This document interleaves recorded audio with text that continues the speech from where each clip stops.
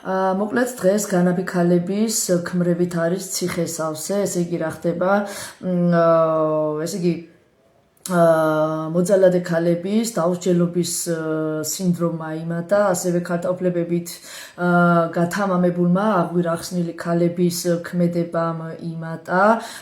და ესეთი ქალები, ესე იგი ყველანაირ პროვოკაციას და შანტაჟზე მიდიან იმისათვის, რომ რამენაირად ქმარმა იძალადოს ცოლზე, რომ შემდგომში ეს ცოლი გამოიძახებს პატრონს, დაიჭერენ ამ კაცს ქმარს და ესე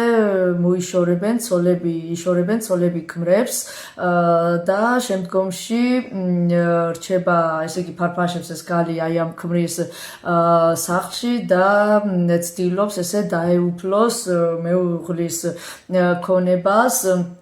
მაგრამ აქ კანონი არის დასახვეწი ამ შემთხვევაში, ძალადობის შემთხვევაში, ძალადობა არ არის მიღებული, ანუ ეს ძალადობის შემთხვევაში უნდა იყოს ცოლიც უნდა დააკავონ და ქმარიც უნდა დააკავონ და სანამ გამოძიება დამთავრდება, მანამ ორივე ერთად უნდა იყოს, ესე ვთქვათ, დაკავების იზოლატორში, სანამ გაირკვევა სინამდვილეში რა მოხდა და როგორ მოხდა. ნუ ახლა ესე ცდილობენ ეს ქალები, რომ რამენაირად კაცის ქონება ჩაიგდონ ხელში და არის ისეთი შემთხვევები, რომ ცოლი ჩუმად ემესიჯება ვიღაცა სხვა კაცს, ან ხვდება ვიღაცა სხვა კაცს და შემთხვევით ნახა ეს მიმოწერები ქმარმა და აფექტურ მდგომარეობაში, ესე რომ ვთქვათ, მეუღლემ კაცმა იძალა და აი ამ შემთხვევაშიც ხდება, ესე რომ ვთქვათ, პოლიციის გამოძახება, შემდგომში ქალი გამოიძახებს პოლიციას, წაიყვანენ ამ კაცს და კაცი არ ამბობს სასამართლოზე სინამდვილეში რა მოხდა, იმიტომ რომ მას ცხვენია და ესე რომ ვთქვათ, უტყდება, ესე რომ ვთქვათ, რომ სიმართლე თქვას, რომ აი ცოლმა მიღალატა და აფექტურ მდგომარეობაში ვიძალადე, ანუ ღალატს არ ახსენებს და ესე იგი ესეთ კაცს მინდა უთხრა, რომ ესე იგი უმჯობესი იქნება თუ სიმართლეს ისაუბრებთ სასამართლოზე და ამოიღებთ ხმას, რა იყო და როგორ იყო სინამდვილეში, იმიტომ რომ არ თქმის შემთხვევაში თქვენი თავისთვის გამოგაქვთ სასჯელი და თქვენს ქონებას და თქვენს, ესე რომ ვთქვათ, აი ამ ყველაფერს უტოვებთ თქვენს ცოლს და კიდე რა ვიცი საყვარელს, ვინც ემესიჯებოდა თქვენს ცოლს.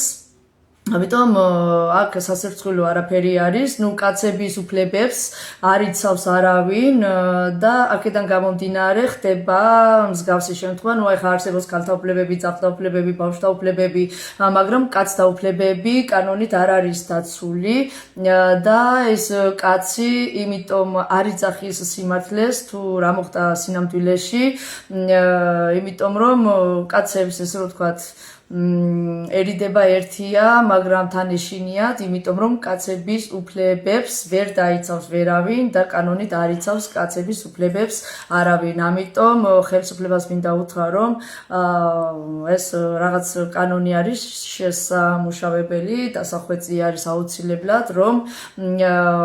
აუცილებლად კაცების უფლებები უნდა იყოს კანონით დაცული, რომ